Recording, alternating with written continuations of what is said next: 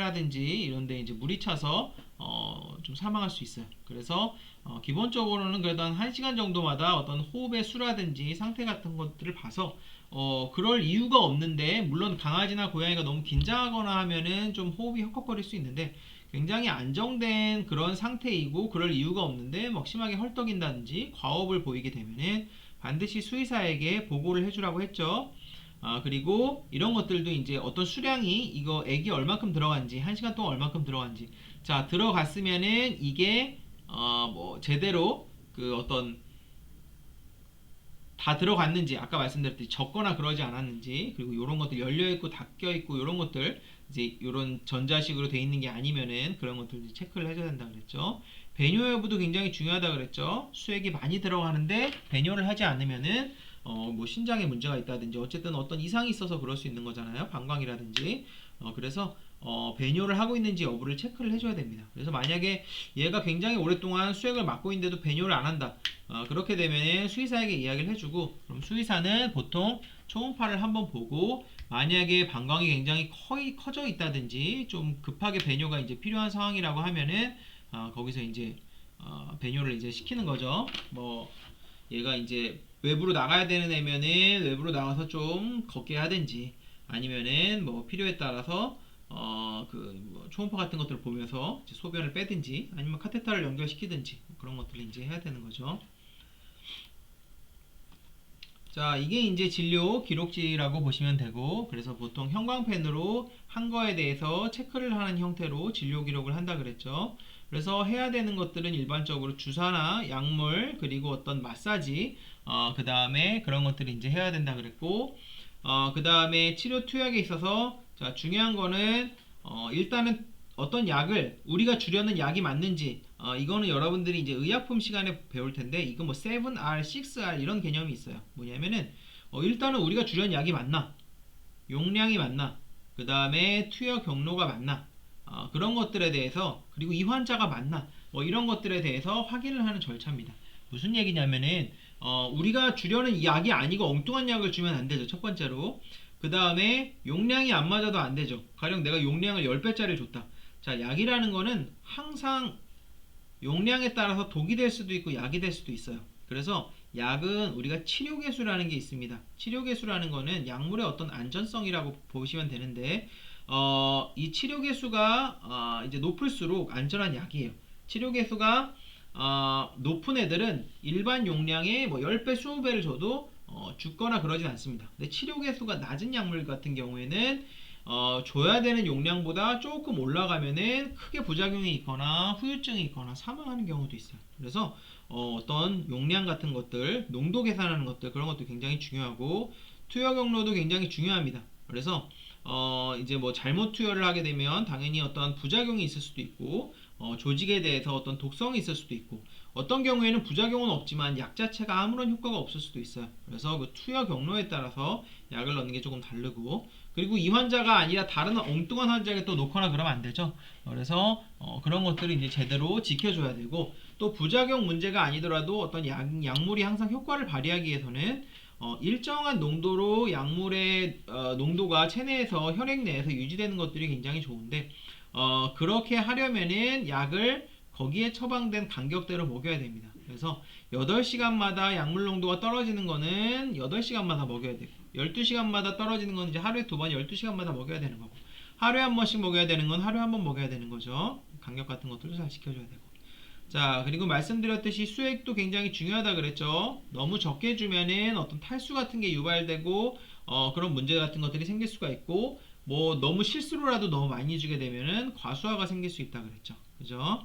그리고 이제 그 외에 필요한 처치라든지 그 다음에 검사도 있다 그랬죠. 수술이 끝나고 나서 그냥 뭐 중성화 수술 같이 그냥 겉에서 어느 정도 경과만 보고 퇴원시키는 경우도 있지만, 이제 기저질환이 있었다든지 아니면은 뭐 굉장히 심각한 수술 같은 것들을 했다 그러면은 보통은 어떤 가령 이제 뭐 자궁축농증 같은 거 그러면은 이제 뭐 CRP 같은 그 염증 농도 같은 거 그런 것들도 보고, 그 다음에 어떤 뭐 CBC 같은 것들을 해서 뭐 백혈구의 수치라든지 이제 그런 것들도 이제 확인할 수가 있는 거죠.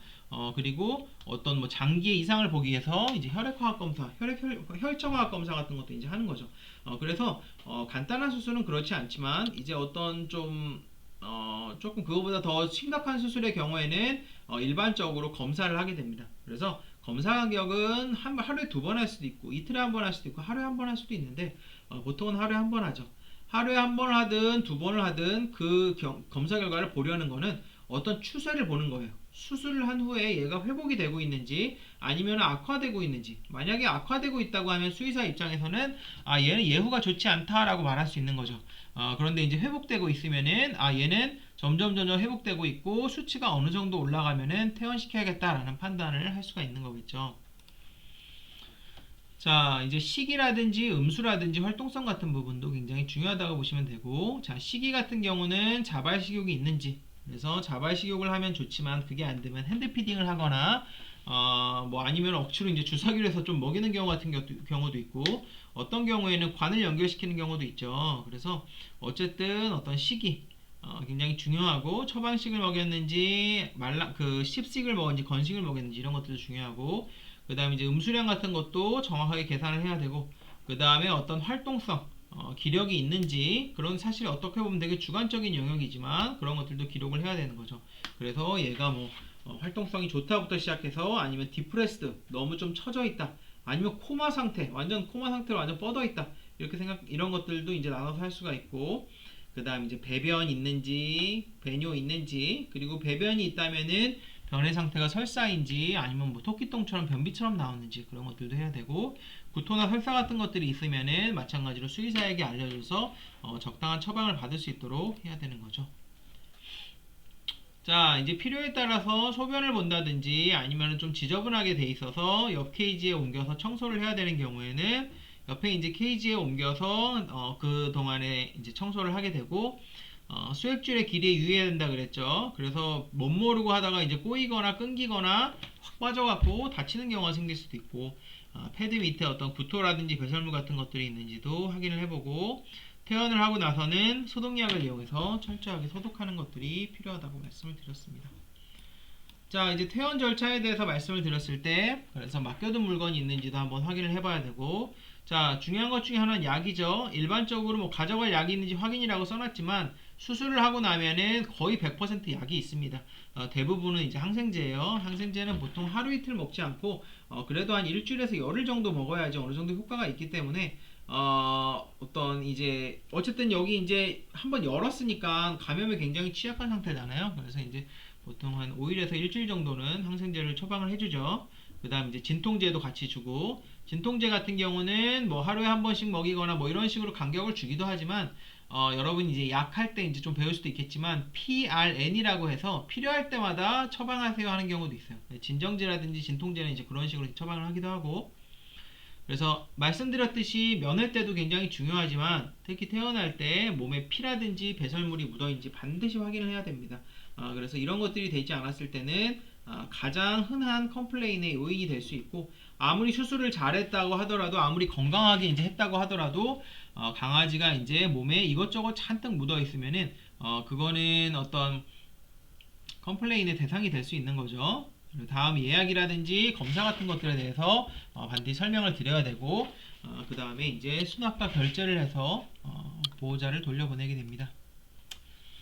자, 그래서 이제 여기까지가 이제 제가 말씀드렸던 어떤 수술의 어떤 기본적인 절차고, 앞에 나와 있는 부분은 어떤 세부적인 기술적인 부분을 말했다기보다는 기본적으로 이제 손님을 응대하는 부분, 그리고 이제 입원과 하기 전에 어떤 환자를 좀 관리하는 부분에 초점을 맞춰서 했다고 보시면 되고, 이 소독과 멸균 부분은 수술팩을 준비하는 것과 관계가 있어요. 그리고 여기 나와 있는 부분은 이제 공중보건학 같은 부분과 좀 관계가 있기 때문에 여기 나와 있는 소독이랑 멸균법에 어떤 장단점 같은 것들을 알아두시는 게 굉장히 좋다고 말씀드렸고, 자, 우리가 멸균이라는 게 있고 살균이라는 게 있다 그랬죠. 그리고 소독이라는 개념이 있는데 보통은 이제 살균은 균을 다 죽이는 거고, 멸균은 균 플러스 아포 혹은 우리가 포자라고 부르는 것들까지 제거를 하는 겁니다. 뭐 아포라고도 하고 내열성 포자라고도 하고 다양한 명칭으로 부르는데, 말씀드렸듯이 몇몇 세균 같은 경우는 모든 세균이 그런 건 아니에요. 만들어내는 세균만 그렇지만 몇몇 세균 같은 경우는 이 아포를 갖다가 생산을 합니다. 그러면은 이 아포의 목적은 강아지가 좀 컨디션이 좋지 강아지가 아니고 세균이 어떤 외부의 환경이 좋지 않았을 때 아포로 변환이 됐다가 환경이 좋아지면 다시 박테리아로 바뀌는 이제 그런 형태라고 보시면 돼요. 그래서 아포라든지 그런 포자는 일반적인 뭐 가열 온도에서는 죽지 않습니다. 굉장히 저항성이 강하기 때문에 그래서 보통은 이 아포까지 다 죽일 수 있는 온도가 121도에서 15분 정도예요. 그 정도 하게 되면은 아포까지 완전히 제어가 되는데 그 과정을 우리가 멸균이라고 한댔어요. 멸균, 그죠? 멸균이라고 한다고 했고, 자, 멸균을 하기 위해서는 오토클레이브 같은 방법으로 완전히 포자나 아포를 제거해주는 프로세스가 필요하고, 자, 수술하기 전에는 아래에 나와 있는 내용이 반드시 멸균이 되어 있어야 한다 그랬죠. 기본적으로 어떤 린넨이라고 우리가 부르는, 린넨이라고 병원에서 많이 부르지는 않는데 보통 이제 수술복이라든지 유창포, 무창포 같은 어떤 수술과 관련된 천이죠. 이 색깔이 보통 어떻게 되죠? 초록색이거나 보통 하늘색이죠. 그다음 뭐 거즈 같은 것들, 그 다음에 어떤 수술 트레이라든지 수술 기구는 뭘로 돼 있죠? 보통 일반적으로 스테인리스 스틸로 돼 있습니다. 그래서 이런 것들은 일반적으로 확실하게 보통 멸균이 되어 있어야 하고, 어쨌든 가장 많이 멸균하는 게 요거죠. 천으로 된 거랑 이 스테인리스 스틸로 되는 건데, 요거는 이제 멸균하는 방법이 일반적으로 오토클레이브를 가장 많이 사용합니다. 그래서 말씀드렸듯이 어떤 병원을 가든지 오토클레이브는 다 갖춰져 있다고 말씀을 드렸죠. 자, 병원에서의 어떤 멸균 방법을 보면은 세 가지 방법이 있다 그랬어요. 가장 많이 사용하는 오토클레이브. 자, 오토클레이브는 고압 멸균이라고도 하고 아별 멸균이라고도 하고 좀 다양한 용어로 불린다고 보시면 되고, 고압이나 고열에서 멸균하는 방법이라고 보시면 되고, 자, 두 번째는 플라즈마 멸균. 이거는 화학적 방법으로 과산화수소를 플라즈마 형태로 만들어서 하는 멸균 방법이라고 그랬죠. 이거는 온도가 높은 멸균은 아닙니다.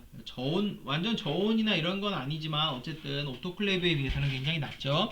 저온 멸균. 그리고 이제 이오가스 멸균은 어떤 가스를 통해서 멸균하는 방법이라고 그랬죠. 이게 유독가스이기 때문에 정화하거나 이런데 시간이 소요될 수도 있다고 말씀을 드렸고, 자, 이오가스 비록 유독가스지만 이런 가스를 이용해서 저온 멸균을 하는 방법이라고 말씀드렸고, 일반적으로 대부분의 병원에서 아무리 작아도 오토클레이브 정도는 갖춰져 있다고 말씀을 드렸고, 그 다음에 이제 병원이 규모가 좀 있으면은 이오가스 멸균도 되고, 그리고 플라즈마 멸균은 이제 흔치 않다고 말씀을 드렸죠. 자, 그래서 오토클레이브는 121도에서 15분 이상 고온 고압을 해서 멸균하는 방법인데, 자, 아까 말씀드렸듯이 아포가 죽는 온도가 121도에서 15분이에요. 그래서 오토클레이브도 일반적으로 이 정도의 온도에서 설정이 되어 있습니다.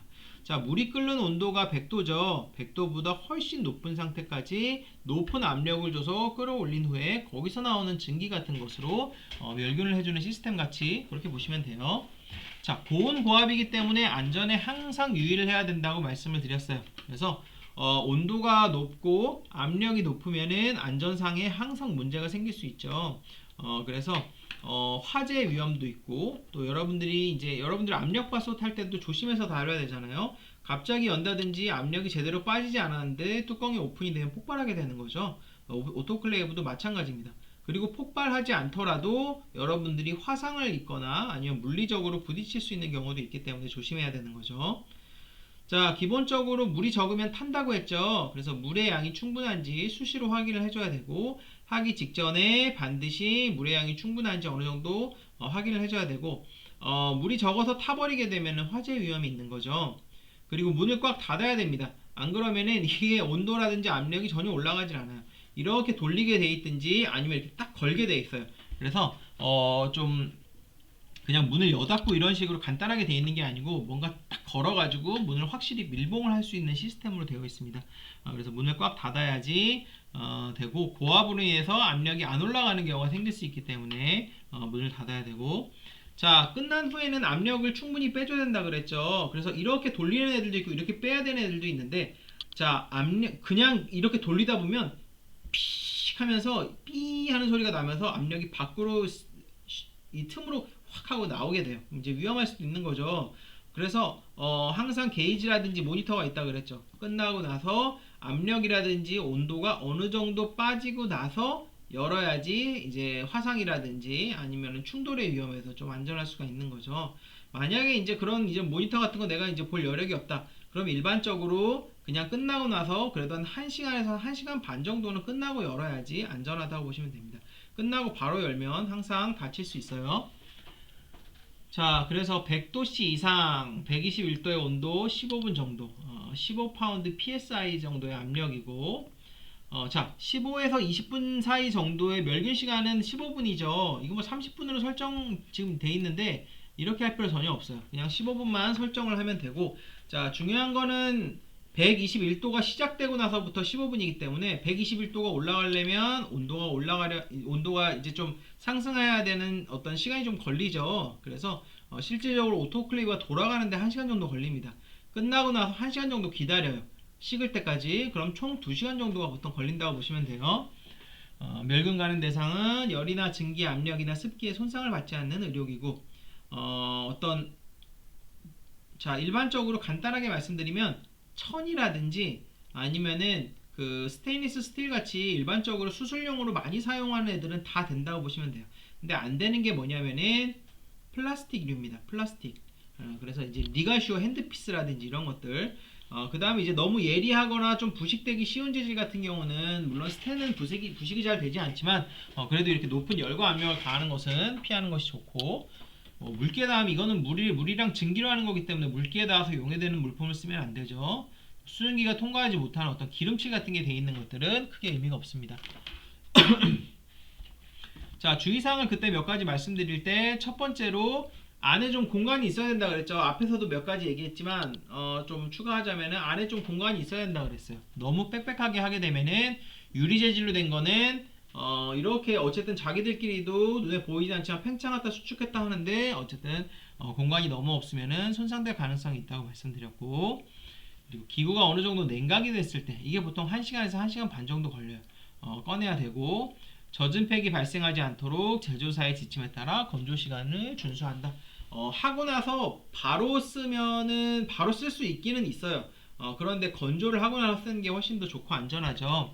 자, 이게 오토클레이브라 그랬죠. 여기 게이지가 있어서 압력이 어느 정도 돼 있는지 알 수 있고, 이게 어느 정도 압력으로 떨어지지 않은 채로 문을 열면 큰일 난다 그랬죠. 온도 역시 마찬가지. 온도가 115도인데 떨어지고 있는 상태인데 갑자기 열어버리면은 뜨거운 김이 앞으로 확 나오면서 다칠 수도 있다고 말씀을 드렸고, 이게 이제 보통 물의 양이라 그랬죠. 물의 양은 물론 물의 양이 많을수록 더 안전하겠지만 물의 양이 너무 많으면은 온도가 올라가는데 시간이 굉장히 많이 걸려요. 라면 하나 끓일 때도 물이 많으면은 끓일 때 굉장히 오래 걸리죠. 그래서 이제 필요에 따라서 이제 뭐 물을 이제 조금만 넣어야 되는 경우도 있다.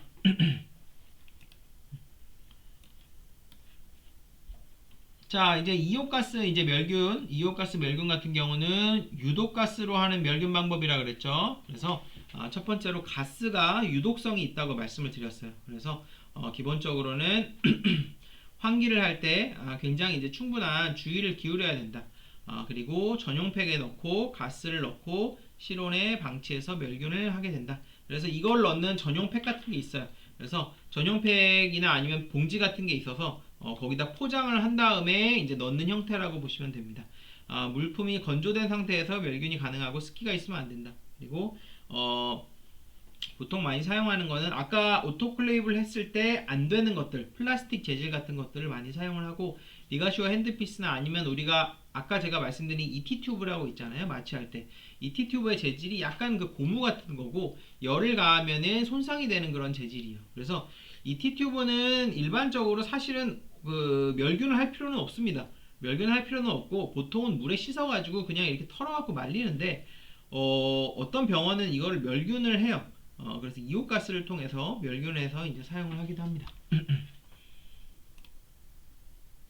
그리고 이런 스티커 같은 게 있다 그랬죠. 그래서 우리 수술팩 실습할 때 말씀드렸죠. 이런 식으로 스티커를 붙이거나 둘러가지고 얘가 멸균됐다는 걸 표시를 하고 그 스티커에다 뭐를 기록한다 그랬죠? 사용한 날짜, 그죠? 이걸 그 멸균한 날짜, 본인의 이름 같은 것들을 넣어서 만약에 멸균한 지가 너무 오래됐다 그러면은 좀 신뢰도에 문제가 생겨서 다시 할 수도 있다 그랬죠. 자, 이호가스 멸균기 같은 경우는 기본적으로 고온이 아니기 때문에 뭐 이렇게 식히고 이런 시간은 없지만 유독가스가 정화되는데 시간이 걸린다 그랬죠. 그래서 멸균 시간은 4시간에서 6시간, 멸균 종료 공기 정화에 일반적으로 12시간, 8시간 정도 소요가 된다. 자, 그래서 오토클레이브 같은 경우는 하루에 사실 뭐 부지런히만 돌리면 몇 번 정도 할 수도 있지만 이호가스 멸균 같은 경우는 이제 그렇지가 않아요. 그래서 할 수 있는 뭐 횟수라든지 이제 그런 것들이 좀 정해져 있어요. 하루에 뭐 2번 정도밖에 못 하는 거죠. 그리고 이제 좀 미리 해놓고 가고. 어, 자, 열이나 습기에 민감한 고위험 기군 멸균에 이제 적용을 하게 되고, 열과 습기에 약해서 고온 멸균할 수 없는 그런 어쨌든 플라스틱이라든지 고무처럼 열에 약한 애들에서 많이 사용을 한다고 했고, 자, 물기가 있는 물품과 가죽 물품에는 적용할 수 없다고 말씀을 드렸고, 금속 재질 뭐 이런 것들에선 사용을 못 한다고 말씀드렸고, 자, 인체에 유해하기 때문에 안전에 신경을 써야 된다 그랬죠. 그래서 이게 유독가스이기 때문에 어떤 화학적인 위해 요소가 있어요. 그런 부분에 대해서 주의를 해야 된다. 자, 플라즈마 멸균기는 저온 멸균기이면서 화학적인 방법을 이용한 부분이라고 그랬죠. 자, 일단은 얘는 가격이 굉장히 비싸기 때문에 많은 병원에서 사용하고 있지는 않다고 보시면 되고, 자, 이오가스처럼 별도의 정화 없이 사용할 수 있고, 한편으로는 오토클레이브처럼 고온이 아니기 때문에 식히는 시간이 없어요. 그래서 어떤 회전율이 굉장히 좋다고 보시면 되죠. 과산화수소를 기체화시켜서 멸균하는 그런 방법이라고 보시면 되고, 멸균 시간 최대 30분 내외고 정화나 냉각이 필요 없다. 그래서 이런 부분들이 회전율이 좋은 부분이 장점이라고 보시면 되고, 열에 약한 기구라든지 뭐 어쨌든 굉장히 다양한 것들에서 사용이 가능한데, 천이나 스폰지, 린넨 같은 그런 부분들은 이제 좀 사용이 어렵다 그랬죠. 그래서 천이나 이런 것들은 뭐를 사용하겠어요? 오토클레이브를 사용을 해서 멸균을 해야 되는 거죠. 자, 그래서 이제 오토클레이브, 이오가스, 플라즈마 보시면 오토클레이브는 열이랑 압력을 사용하니까 물리적인 방법, 나머지 두 개는 화학적인 방법. 작동 온도는 121도지만 134도까지 굉장히 높은 온도까지 올라갈 수가 있고, 얘네들은 이제 60도 이내죠. 60도 이내가 저온은 아니지만 얘가 너무 고온이기 때문에 우리가 뭐 상대적으로 좀 저온이라고 부르는 거죠. 공정 시간은 한 60분 정도, 온도 올라가는데 60분 정도 걸리고 한 1시간에서 한 1시간 반 정도 냉각 시간이 필요하다. 얘는 한 3, 4시간 정도 걸린다 그랬죠. 그리고 정화하는데 8시간에서 12시간 정도 걸리고, 얘는 정화라든지 냉각이 따로 필요가 없고 굉장히 빠르게 회전시킬 수 있고, 자, 얘는 뜨거운 증기, 얘는 이오가스, 얘는 과산화수소를 사용한다고 했고, 자, 얘의 장점은 웬만한 건 다 할 수 있다 그랬죠. 플라스틱 재질 빼고, 다만 단점에 있어서는 어떤 뭐 의료기구 손상이나 뭐 장시간은 좀 걸리지 않죠. 사실 뭐 그런 부분들도 있는데, 사실 제일 신경 써야 될 부분은 첫 번째가 안전이고 그 다음 화재예요. 그래서 안전 같은 경우는 말씀드렸듯이 고온이나 고압이기 때문에 이걸 이제 다루는 과정에서 사람이 다치면 안 되죠. 테크니션이나 수의사가 부상당하는 그런 부분들이 이제 사실 실제로 이게 그 실험실 같은 데서 병원뿐만 아니라 사고가 가끔씩 있습니다. 오토클레이브가. 그래서 그런 것도 굉장히 주의해야 되고, 자, 그 다음에 뭐 어떤 안전이라든지 이제 그런 부분들도 있고, 얘가 그 전기를 엄청나게 잡아먹어요. 그래서 이거 쓰다 보면은 그냥 우리가 변압 뭐라 그러죠? 그거 뭐 두꺼비집 이런 거 있잖아. 그냥 뚝뚝 내려와요. 너무 잡아먹어갖고 얘 주위에는 다른 전열기구 같은 걸 아예 같이 쓰지를 못합니다. 그래서 그런 부분에 있어서는 사실 이제 화재 위험 같은 게 또 있을 수도 있는 거죠. 자, 이오가스는 저온 멸균. 자, 장점은 이제 오토클레이브가 할 수 없는 열에 약한 소재, 플라스틱 같은 것들을 할 수 있다 그랬죠. 하지만 단점은 독성가스이고 얘를 정화시키는데 시간이 좀 걸리기 때문에 효율성이 굉장히 떨어진다. 하루에 한 2번 정도밖에 못 돌리는 거죠. 자, 그 다음 플라즈마 같은 경우는 다 좋아요. 근데 비싸서 못 써요. 비싸서 못 쓰고, 또 사실은 린넨이라든지 어떤 수술포 같은 것들을 멸균해야 되는 경우 굉장히 많은데 천 멸균이 어려운 부분들이 문제이고, 그래서 뭐 어떤 장단점이 있습니다. 그래서 대부분은 이거는 이제 비싸서 보통 이제 비싸고 효용성이 떨어지니까 좀 많이 사용을 안 하고 보통은 오토클레이브는 다 있기 때문에 여러분들이 하는 어떤 방법들을 병원에서 익혀두시고 또 사용을 할 때는 사실 주의를 좀 하셔야 돼요. 그래서 사고 같은 것들이 생기지 않도록 그 다음에 이제 이온가스 멸균기가 있다고 보시면 됩니다. 네, 그 소독 같은 경우는 이제 균을 완전히 죽이는 건 우리가 살균이나 멸균이라고 하고 소독은 균을 완전히 죽일 수 있는 시스템은 아니에요. 그래서 이제 일반적으로 이제 균을 어느 정도 죽이는 거라고 보시면 됩니다. 그래서 우리 막 비누 같은 거 사면 뭐 99.9% 항균 효과 이런 거 있잖아요. 100%는 아니라는 거예요. 그러니까 100%로 죽일 수는 없고 한 99.9% 이런 식으로 세균을 죽인다는 거죠. 그럼 이제 뭐 1000마리의 세균이 있으면 한 마리는 살아남는다는 거죠. 그래서 균을 완전히 제거하는 것은 아니라고 보시면 되고 병원에서 사용하는 거는 뭐 알코올과 크로렉시딘, 포비돈 이 세 가지를 가장 많이 사용합니다. 알코올은 뭐 그 여러분들 특유의 냄새 아시죠? 그게 알코올이고 크로렉시딘은 이제 말씀드렸듯이 이제 약간 분홍색 아니면 하늘색의 어떤 소독약이고 거즈나 솜에 묻혀서 이제 사용하는 편이고 포비돈 같은 경우는 이제 빨간색 우리가 소위 얘기하는 빨간 약 솜에 묻혀서 이제 사용하는 거죠. 보통 이제 상처가 난 부위에는 포비돈을 사용하고 이제 상처가 나지 않은 부분에는 알코올이나 크로렉시딘 왜냐면 얘네들은 좀 조직 독성이 조금 있거든요. 그리고 이제 파보나 디스템퍼 같이 이제 파보는 잘 안 죽는다 그랬죠. 이런 바이러스 같은 경우는 그 락스계의 그 염소계 소독 약을 쓴다 그랬죠. 그래서 차염수산 나트륨이라는 거 사용한다 그랬고 그래서 뭐 알코올 그다음 염소계 화합물, 요오드 화합물, 그리고 글루타르 알데하이드라 그래서 이제 수술기구 같은 거 이제 담가서 소독 같은 거 할 때 사용하는 것들이 있습니다. 조금 냄새가 나는 걸로 알려져 있고, 그래서 이게 이제 클로렉시딘이에요. 뭐 이런 색깔 같이 약간 이제 연한 그런 색이라고 보시면 되고, 이게 이제 포비돈 우리가 소위 얘기하는 빨간 약이죠. 그래서 차화염산 나트륨 같은 경우는 우리가 락스라고 부르는 염소계의 어떤 소독약이고 금속 부식시키는 것이 이제 문제라 그랬죠. 그래서 이런 락스 계열의 그 소독약을 통해서 그 저기 뭐라 그러죠? 수술기구 같은 거를 닿게 되면은 부식이 된다 그랬고 그리고 뭐 벤잘코늄 같은 것도 이제 뭐 사용을 하게 되고 뭐 크로렉시딘 요오든 그다음 염산 알킬 디아미노의 글리칠산 이거는 잘 모르겠어요. 한번 읽어보시고 그래서 이제 웬만한 거는 에탄올로 다